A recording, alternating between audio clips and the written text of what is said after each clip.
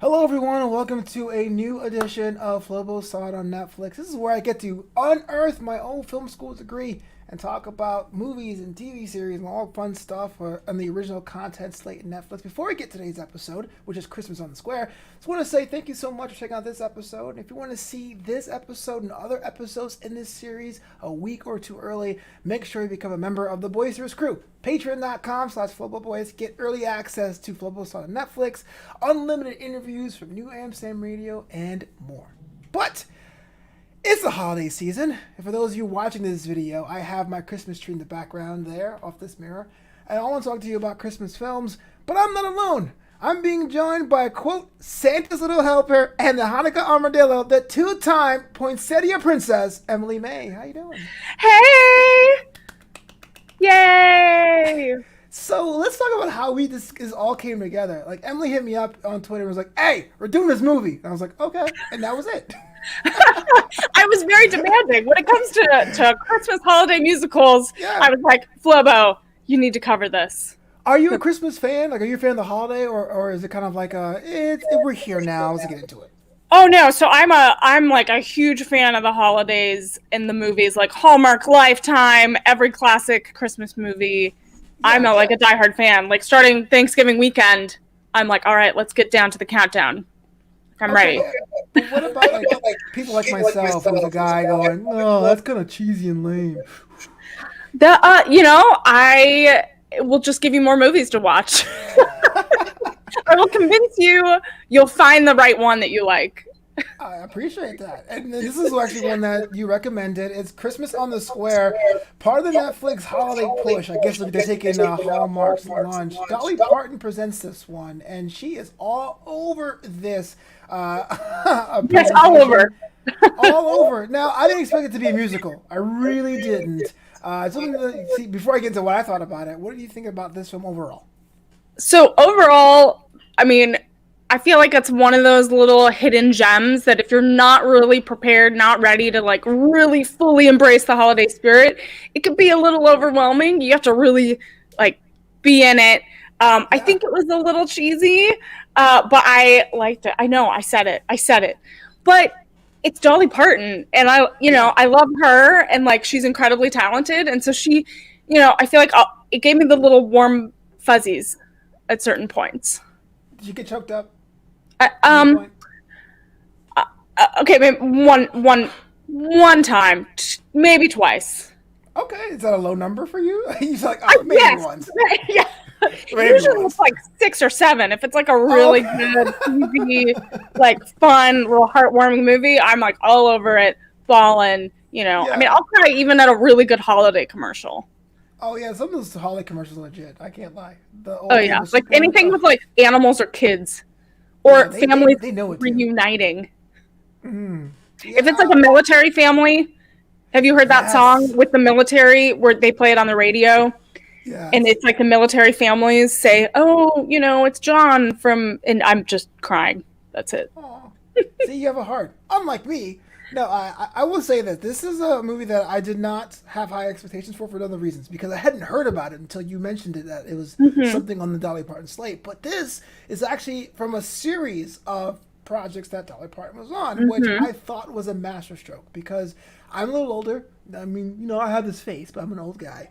And I remember Dolly Parton being the country star, the 9 to 5, and there's a whole generation after me that knows her as only Aunt Dolly. So from Hannah Montana. So seeing her in this thing now was pretty cool. And I don't know about you, Emily May. She is one glamorous hobo. Am I right? I mean, I want her out. Like, if I could just have like a tiny ounce of her style and glitter and glitz and glamour, I would be in heaven, right? Talking about the glow up, man. Yeah, an angel. She literally is an angel in this movie, and she's an angel in real life. So let's talk about that, the angel thing. How's that? Did that swerve work for you? Like, it did for me personally. But I was that was a very bold choice. Yeah. Yeah, it totally worked. It kind of had like a Christmas Carol vibe to it, but I feel like it works with the style of Christmas movies. Like, it works. It's a good device, like a storytelling device. And I liked the added kind of angel in training. I feel like that was a nice little swerve for me. And Yeah. you kind of wonder, like, she was so good working with someone so bad, and so it was a nice little Yeah. swerve there. You wonder if angels do get trained, like formally, or just like once you become Hmm. an angel, it's like, go ahead, you figure it out.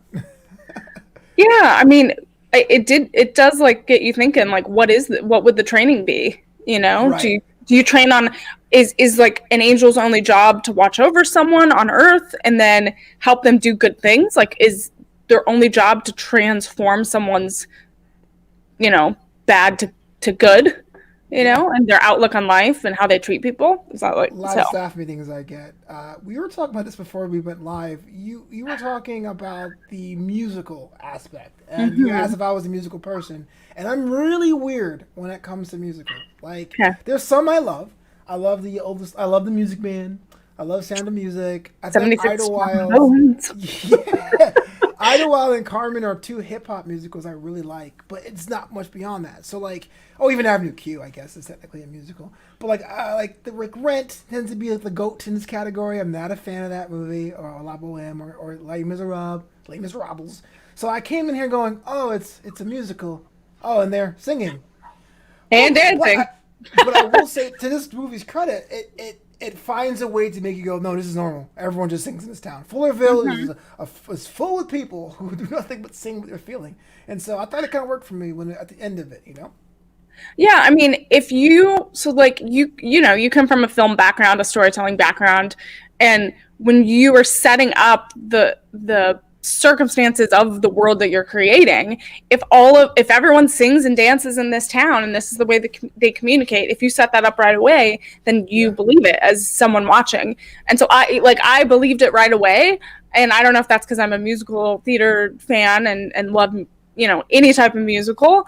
I think I believed it, and I did warn you that it was a musical, but you might have missed it.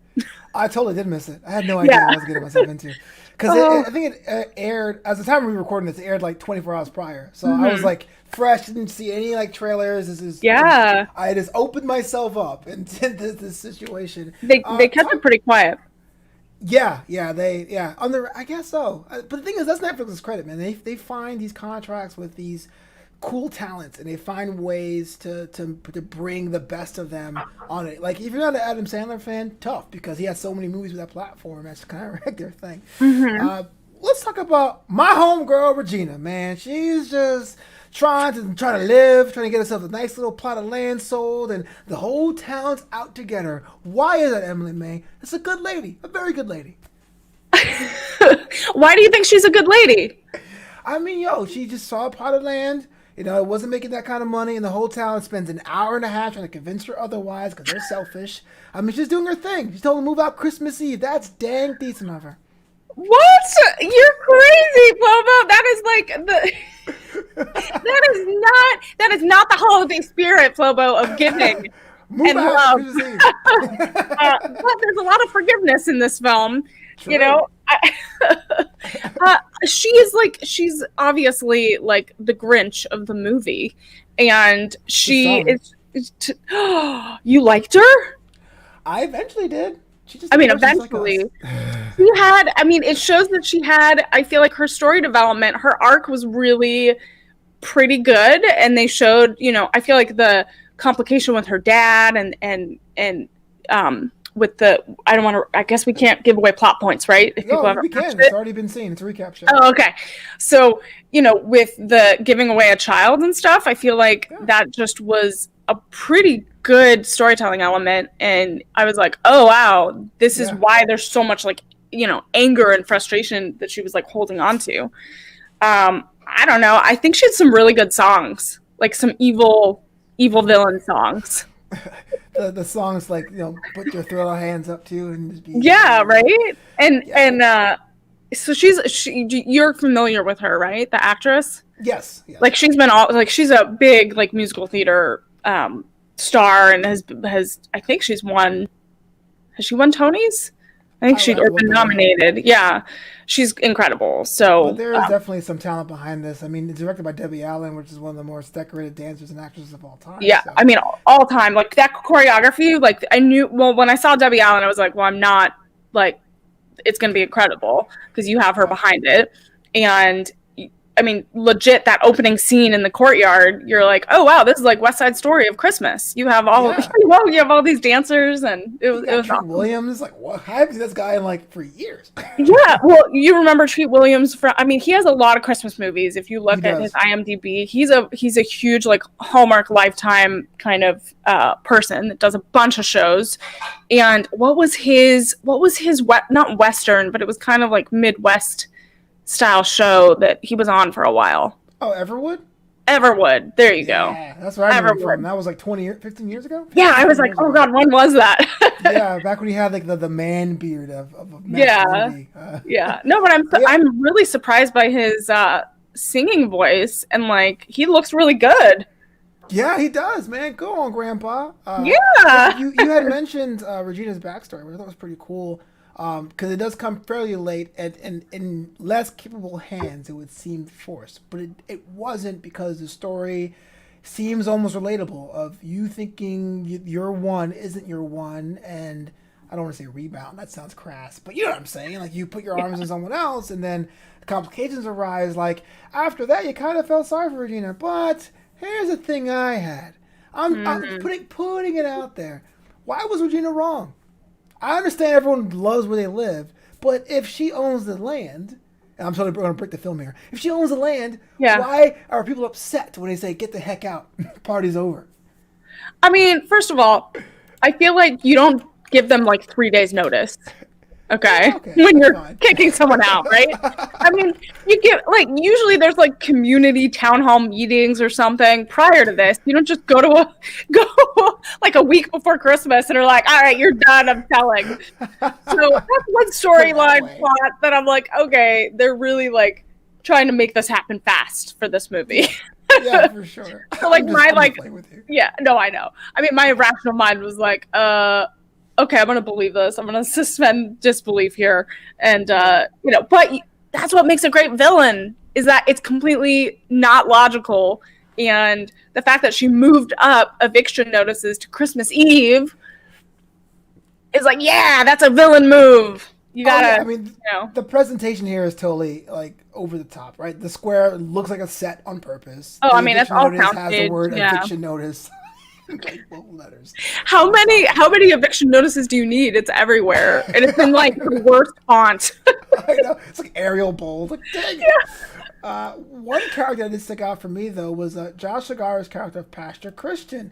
I was like, hey, it was one of those moments where like, hey, it's that guy. Definitely bringing the gravitas to this piece. So here's a guy, and he's a modest man, really loves his wife. I actually wrote down some of his lines. I'm like, oh, they're smooth, man. When they got some chemistry. Yeah, look, we were talking about his wife about not being able to conceive. He goes, I didn't want to be a husband and father. I wanted to be your husband and a father to our children. If we had them, there are no buts in our wedding vows. I wrote that down. That will come in handy. That is smooth as silk. Put that in the Flobo playbook. Exactly. I mean, look, we all know towards the end, it turns out he is the child that Regina gives up for adoption. But like, while his storyline was progressing, it did feel he brought an air of realism to the proceedings. Mm-hmm. No, yeah, I really liked that relationship between him and his wife, because I feel like they were kind of a center of like logic for the town, and they were like, okay, we're gonna go to this this pasture, as like a when we need like a resounding voice, I like their songs were so much fun, and I was like, I need to learn this song. This is a great love song.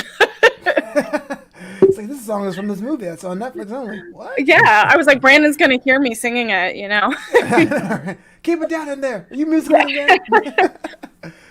Yeah, I thought it was pretty interesting that with this whole undertone of love and Christmas time in this film, it doesn't take too long for other characters to shine. A lot of comedic characters. Like, my favorite character, hand down, was Violet. I think more kids should bartend. I loved Violet.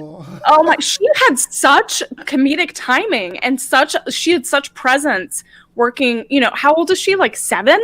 I think so. 7 or 8, I think so. Yeah.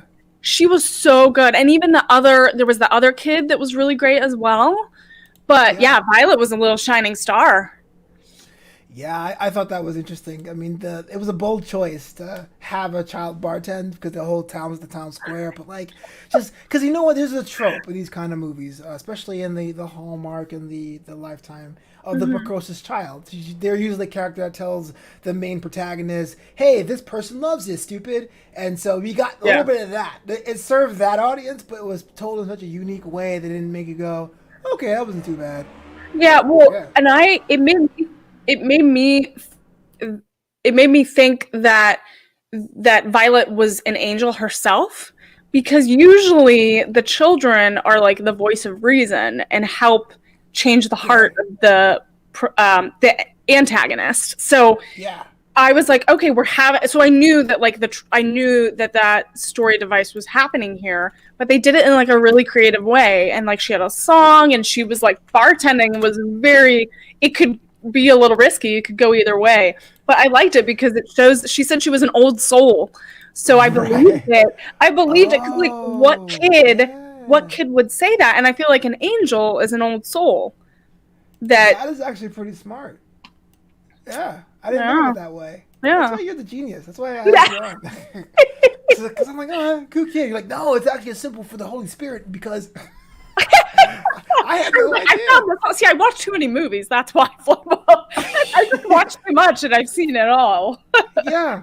Well, as far as like your movie experience, there was a bit of old versus new there with not only the lamplighter storyline of having Jack Mhm. Flair be the old lamplighter, but the old school Bible tying in just a little dash of religion there. Like even though we had a pastor character, religion's kind of in the background. So I'm asking you as a holiday film historian, when it comes to the spirit of Christmas, what is a sweet spot as far as making sure you have some of the religious undertones addressed versus some of the Mhm. secular appreciation for a holiday film? Yeah, I mean, it depends. Like it can't. So, like, I find films that have religion super heavy-handed just don't work for me.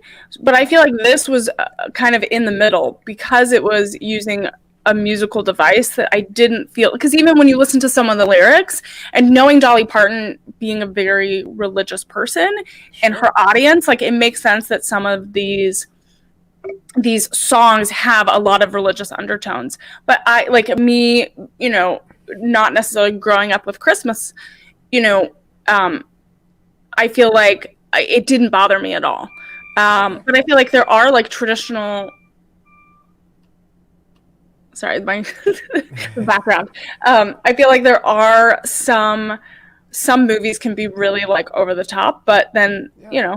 you just find the right balance. But I feel like this was really this found it. Found that like if you were looking for symbols, you could find them, but they weren't like so out there that it was like uncomfortable. I Sure. don't know It was. how did you feel?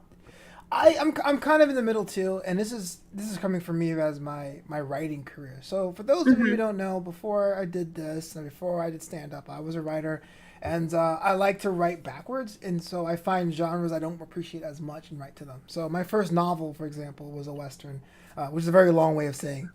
When it comes to Wow. religious entertainment, especially Christian entertainment, my parents Hmm. are both Christian, a Protestant, but from different denominations. A lot of stuff tends to be heavy-handed. It's almost like Hmm. the writers want to make sure you understand it's a religious Yeah. film. So when I write my own stuff, I try like to do a little sprinkling, some scriptures here, some talk casually of the good book there. This is why I appreciate it here in this piece because even though there is a pastor character, even though there is a Bible there, Hmm. it never strayed into being dogmatic. Hmm. And so Yeah. you can, if you're a person who believes in Christ in this example, you can take enough from it and say, okay, the reason for the season. And if you are secular and you celebrate Christmas for the trees and snowmen, you can say, okay, there's enough in there. It Yeah. reminds me a lot like the Polar Express.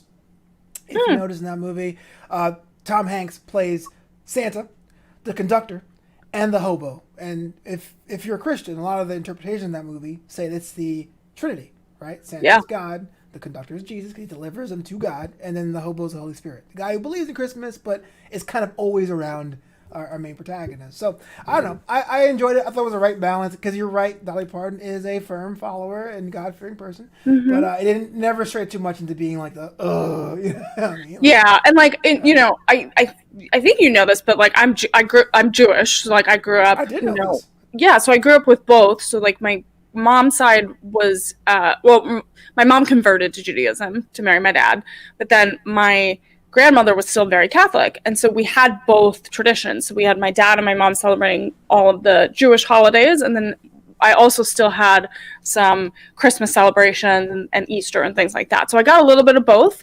And, you know, so especially when I'm looking at holiday movies and things like that, it really, like, I come at it from a very different perspective where I'm like, okay, I wasn't a practicing Christian or a practicing Catholic, but I like the spirit of the holidays, and I like what it makes, like I love what it makes people do, and you have the ability to give back. And so I feel like these movies, even though part of it can be very, at times, you know, very religious, it also, like, I feel like it's one of those themes that should be in any religion, of like kindness and giving back and stuff. So like that's why I don't like have any like problems with it.